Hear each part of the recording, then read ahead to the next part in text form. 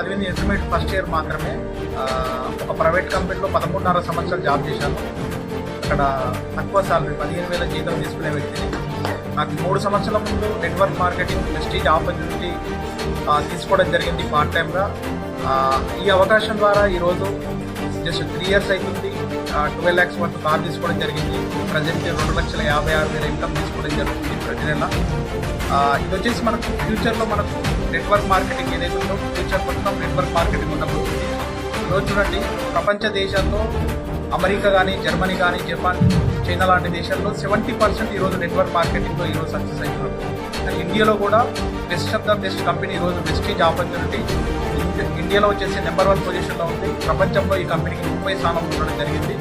ఇక్కడ మనం చేయవలసింది సింపుల్గా అండి, ఇక్కడ ప్రతి నెల మనకు కావాల్సిన నిత్యావసరాలు కిరాణా షాప్లో కానీ, డీమార్ట్లో కానీ, సూపర్ మార్కెట్లో కొనడం ద్వారా కెమికల్ ప్రొడక్ట్స్ వాడుతున్నాం.